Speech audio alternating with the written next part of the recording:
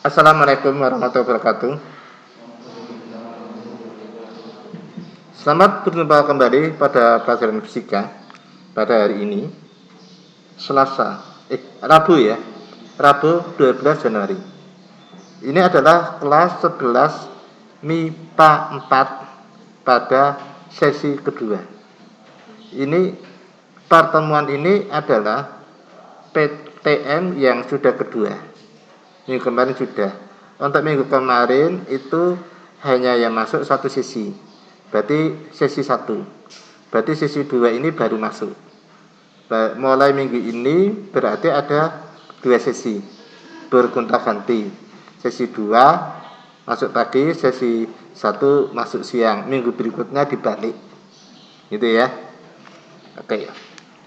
Pada kemarin saya telah mempelajari hukum termodinamika. Oke.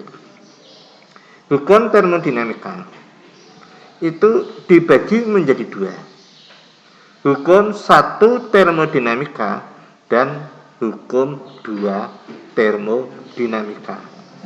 Oke. Hukum 1 termodinamika itu adalah mempelajari hukum kekalan energi pada gas, ya. Jadi hukum 1 termodinamika itu mempelajari hukum kekekalan energi pada gas. Tapi pada hukum 2 termodinamika ini mempelajari perpindahan energi. Gitu ya. Energi itu berpindah ke bagaimana? Ini pada hukum 2 termodinamika. Oke. Hukum 2 termodinamika ini sudah tampak sini. Dinyatakan oleh Clausius dan Thomas Kelvin Planck. Kita bicarakan kalau tidak mengalir spontan dari dingin ke panas kecuali ada usaha dari luar.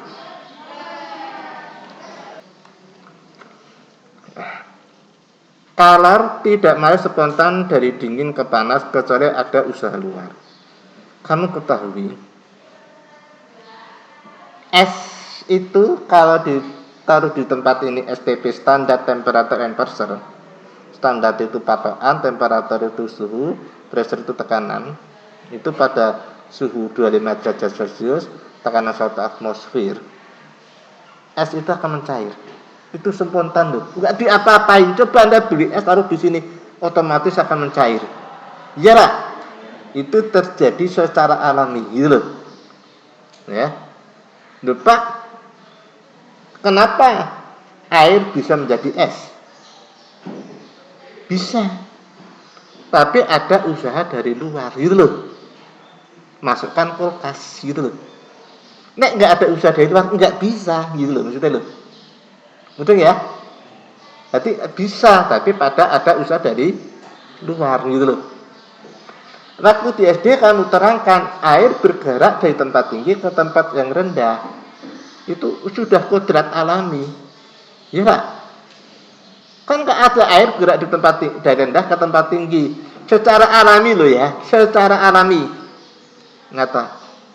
Tapi kamu yang SMA bisa, Pak, itu di rumah saya air bisa sampai bak. Ya bisa. Tapi ada usaha luar gitu loh. Menggunakan pompa gitu loh. Itu Pak. Alami nggak bisa. Saatnya jam berempat di. Oke, bisa pahami ya? Jadi cara nek dibalik. It's time to begin the fourth lesson. Oke. Kalau dibalik itu harus ada usaha dari luar gitu loh. Mudah anak paham anakku. Ya, waktu SD itu pelajaran IPA itu adalah proses yang reversibel, ke proses-proses yang terjadi secara alami gitu loh. Bola mangga jatuh ke bawah gitu loh. Itu kan alami. Lo iso naik, itu kamu lempar gitu loh. Ya Pak? Ada usaha luar gitu loh. Paham ya anakku? Iya gitu. Enggak. Selanjutnya,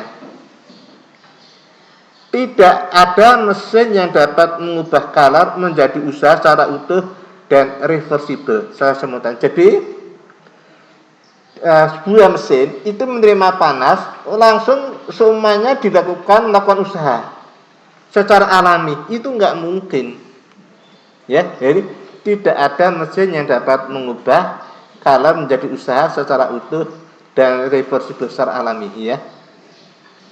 Tak berikan contoh ya, nggak mungkin ya. Sorry, saya akan contohnya benda hidup. Fisika itu tidak mempelajari benda hidup ya.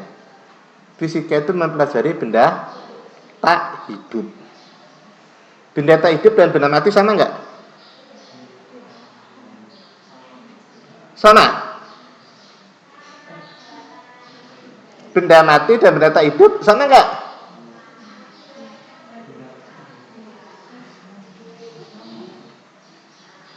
Masa sama? Nah, beda. Kenapa beda?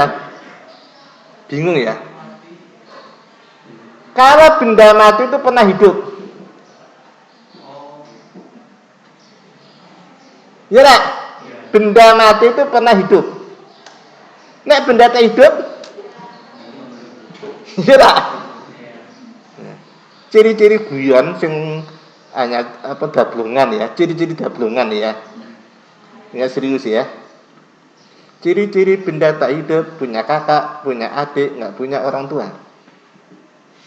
Punya kakak, punya adik, nggak punya orang tua. Itu ciri benda tak hidup. Kok bisa? Kamu pernah beli sepatu? Bilangnya apa? Ada kakaknya, ada adiknya kan? Nggak tanya orang tuanya kan?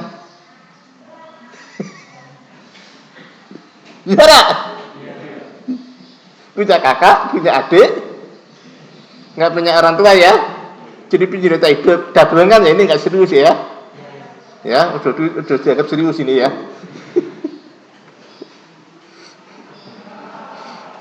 Oke, udah ya.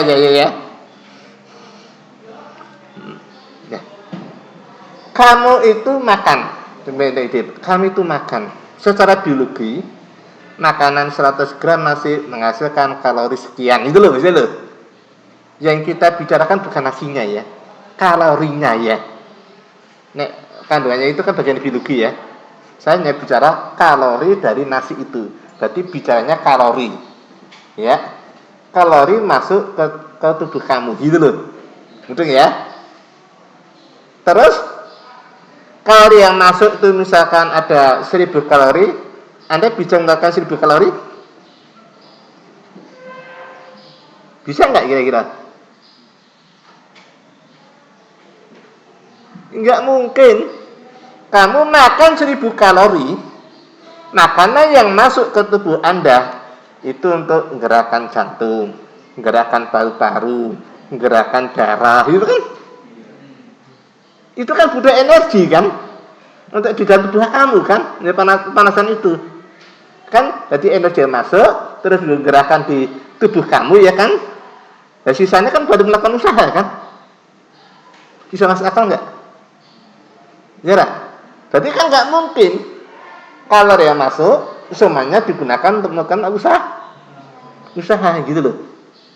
Paham ya? Nggak mungkin gitu ya. Logis ini ya. Oke. Contoh lain lagi mas. Kamu beli bensin, apalah jenengnya macam-macam bensin, anggapnya bensin udah aja ya. Mungkin bingung jeneng, sekarang namanya udah banyak sekali sih. 1 liter sekian kalori gitu loh ya. Udah tahu. Oke. Kamu masukkan ke sepeda motor. Kalau energi yang masuk itu bisa digunakan untuk melakukan usaha semuanya? Nggak bisa. Kenapa? Mesin motor itu butuh panas. Coba adem terus sama aku ya. Terus ada gesekan toh antara udara itu. Dan sisanya kan melakukan usaha kan? Mungkin enggak? Jadi kan nggak mungkin kalori yang masuk semuanya untuk melakukan usaha. Mesti ada usaha di situ gitu. Ini hukum alam ini udah nggak bisa gitu. Kita logis gitu loh. Paham ya anakku? Ini contoh sederhana ya. Tapi contoh tegasan juga paham. Oke. Selanjutnya, tidak ada mesin yang bekerja hanya dengan mengambil energi dari reservoir panas, kemudian membuangnya kembali untuk menghasilkan mesin abadi. Oh ya. Sekarang apa? Kita ngambil panas, ya dah. Terus digunakan melakukan usaha selamanya. Nggak mungkin. Gitu loh ya. Nggak mungkin. Coba contoh misalnya, mesin di seliter bisa melaku nang dindi tekan di selamanya. Aduh, kasihan, nggak mungkin terjadi. Jadi tidak ada mesin ya yang bekerja hanya dapat menjadi panas kemudian membuangnya kembali untuk menghasilkan mesin abadi. Tanpa seterusnya nggak ada. Ya, itu karena ciptaan manusia. Tapi kalau Allah mungkin, karena Allah zat yang paling sempurna. Ya, zat yang sempurna sebenarnya itu Allah. Itu mungkin. Contohnya siklus air hujan itu loh. Kan mesti hilang kan? Ya tak? Energi nggak bisa diciptakan dan tidak dominan, itu kan ciptaan Allah. Allah mungkin itu loh. Karena Allah yang paling sempurna. Terus karena manusia nggak mungkin gitu ya. Kita yakin Allah Maha Agung. Ya. Oke, pahami?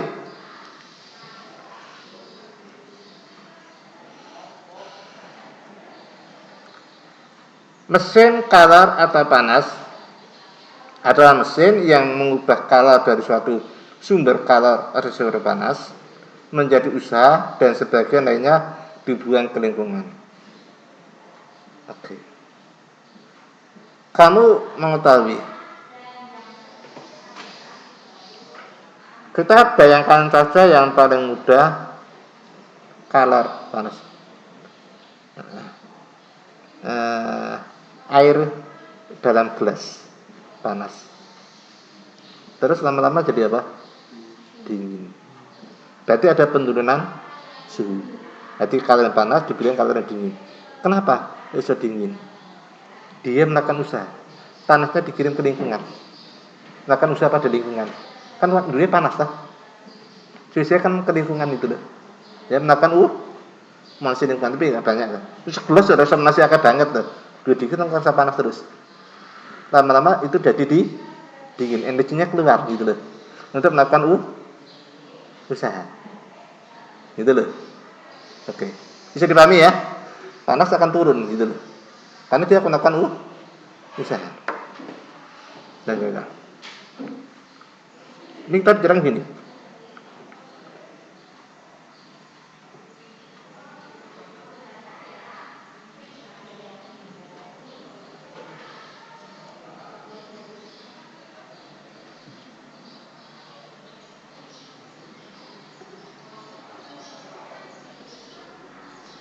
P1 itu reservoir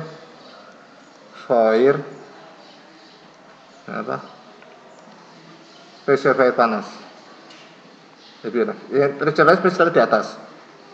Q2 itu adalah reservoir dingin. Ini ada satu sistem. Ini V. V itu apa? Usaha. Ini panasnya akan turun ke sini. Diberikan ke sini, ke Q2. Dia akan melakukan usaha. Gitu loh. Kan ini kan sistemnya di sini. Ya kan? Di panas yang masuk akan terbagi menjadi 2 untuk Q2 dengan V. Berarti usaha apa? Q1 sama dengan apa? Q2 plus V. Berarti V sama apa?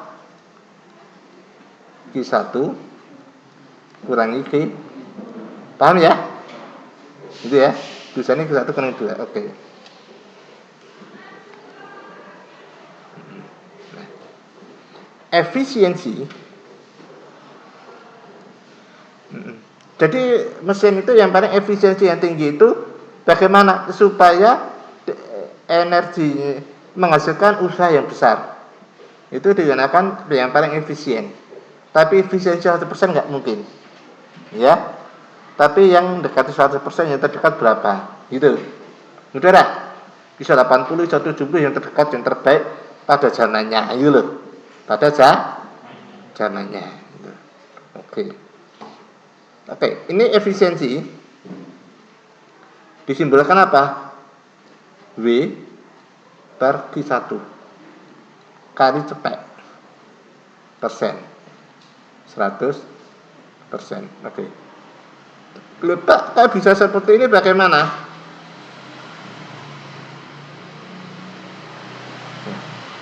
W itu sama apa W? Q1 kurangi Q2. Ya lah? Q1 kurangi Q. Betul tak? W-nya ini menjadi Q1 kurangi Q2 akan menghasilkan apa? Per Q1 kali 100%, hasilnya 1. Q1 bagi Q1 ini kan 1. Ya lah? Q2 bagi Q1 kan min Q2 per 1. Berarti ini akan lari ke sini. Ya. Kalau dasarnya ini W per Q1, ini efisiensi mesin panas yang dikatakan W per Q1. Ini adalah mesin apa? Nyata itu real. Ya. Di efisiensi mesin panas nyatanya itu. Oke. Tapi saat ini kejadiannya efisiensi mesin panas 100%, W itu usaha, kedua. Jadi Anda harus tahu cerdas. Untuk rumus praktisnya menyelesaikan soal ini bisa Anda lihat di psikologi, itu di buku ada smart solution, itu karangnya ada karang juga ada ini ya. Terus silahkan, tapi itu hanya untuk soal yang bentuknya objektif. Kalau isi Anda sesuai dengan film yang tak berikan. Ya. Kalau mesin Carnot adalah mesin panas yang efisiennya mendekati 100% atau mesin ideal. Mesin Carnot itu mesin ideal. Nah, mesin ideal itu syaratnya bagaimana? Mesin ideal atau mesin Carnot. Syaratnya T2 per Q1 itu sama dengan T2 per T1. Yalah. Berarti ini akan menjadi apa? Kalau efisiensinya apa? 1 min T2 per T1 kali 100%.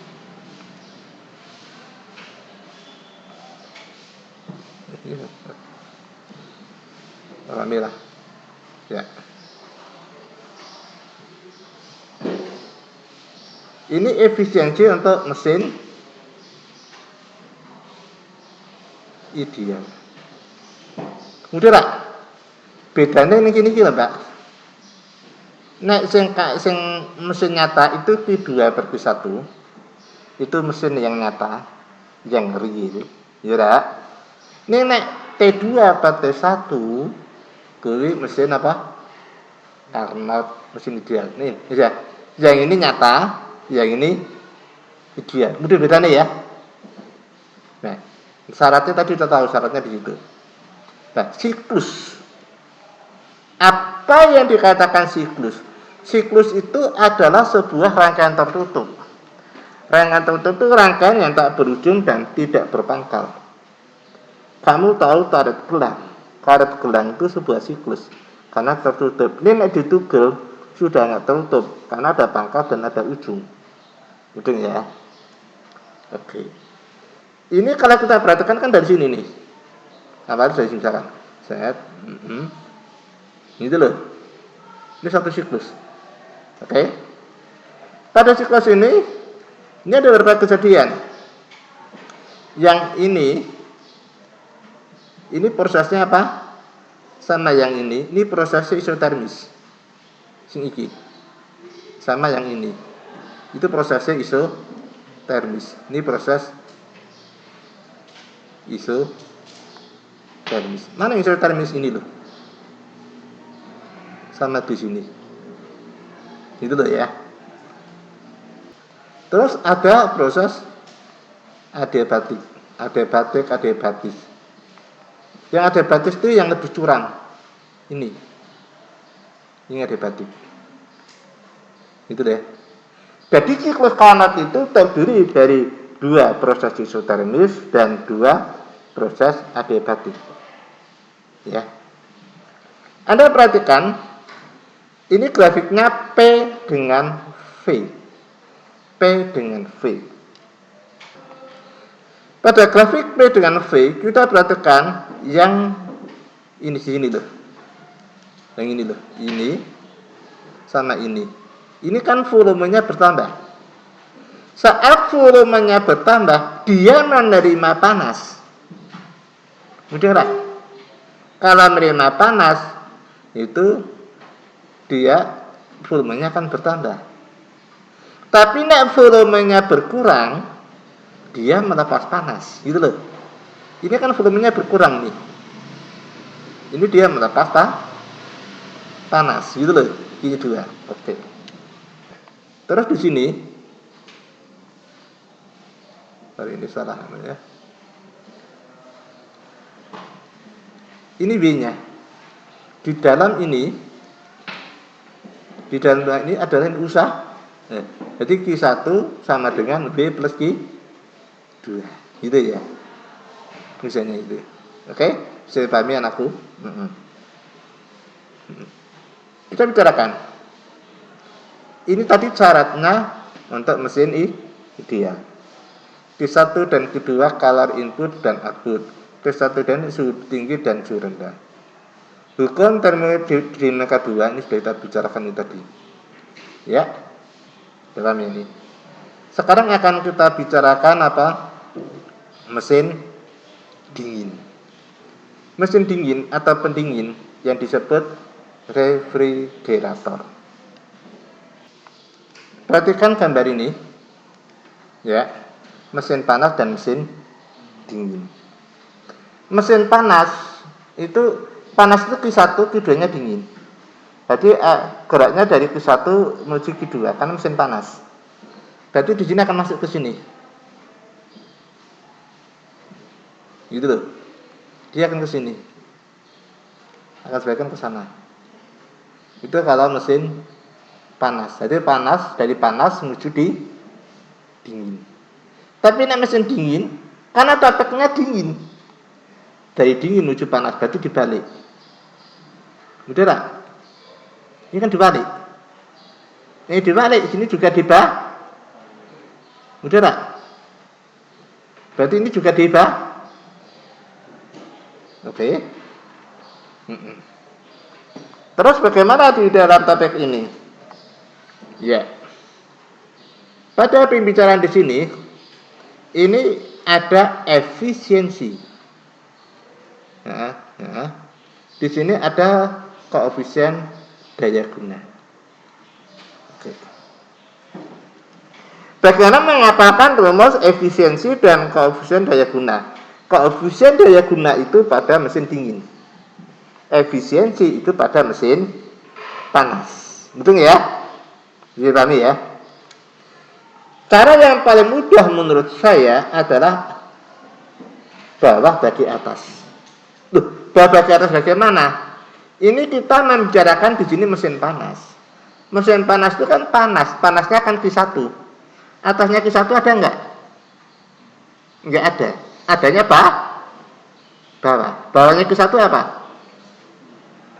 V. Gambar kan V itu gambar. Mudah tak? Ini kan Q1, V, Q2. Urutan nih. Jadi pahami. Ini kan Q1. Ini kan V. Ini kan Q2. Urutannya kan Q1, V, Q2. Nah di sini Q2, V, Q1 ya lah. Paham nggak ini? Urutannya punya jauh-jauh di gawe beda loh ya. Ya. Jadi ngapa? bawah bagi atas. Karena topiknya mesin panas, pengennya Q1. Dhuwure nggak ada. Maka bawahnya Q1 apa? V. Jarak. Berarti apa? V per Q1. Gitu loh. Ya. Nah, keabsahan daya guna itu topiknya mesin dingin gitu loh. Mesin dingin kan Q2 nih. Ada bawahnya? Adanya apa? Atasnya. Bawah bagi atas. Berarti apa? Q2 dibagi V gitu. Mudah nggak? Trik-trik mengapalnya loh maksudnya. Supaya nggak kolak balik. Supaya nggak terbolak balik. Jadi apa? Dingin apa? Bawah bagi atas. Karena mesin panas, topiknya Q1 di atas. Bawah Q1 adalah V per Q1. Gitu loh. Mesin dingin, topiknya dingin Q2. Bawah bagi atas. Misalnya Q2 nggak ada, berarti dhuwure Q2 bagi V. Gitu loh. Ya. Kalau ini perbandingannya dia nanti menggunakan apa? Efisiensi ini bisa menggunakan nih 1 min Q2 per Q1 kali 100%, atau nek KP ini sama dengan apa? Q2 per Q1 min Q2. Ini seperti ini. Ini digunakan mesin ngata atau real, ya, baik untuk mesin dingin maupun mesin panas. Tapi kalau ini nanti sudah berubah menjadi apa?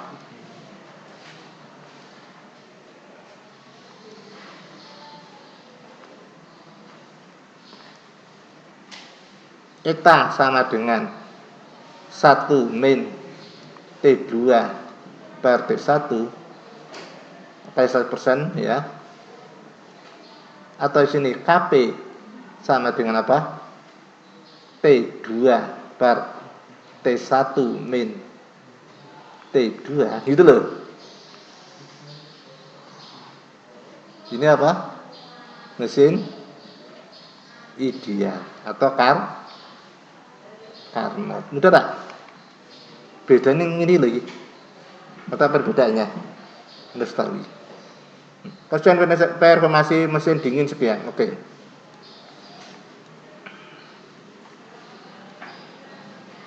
Ya. Mesin dingin Carnot adalah mesin yang bekerja berkebalikan dengan mesin panas Carnot. Sudah kita bahas di atas ya. Seperti yang tadi. Yang konsep organisasinya ini. Tadi sudah tahu mana yang nyata, mana yang ideal ya. Perbedaannya ada di mana. Ini hukum dua terminologi seperti ini. Gitu ya. Selesai materi pada hari ini. Ada pertanyaan? Ya, kalau nggak ada pertanyaan, karena waktu sudah habis, materi ini saya cukupkan di sini.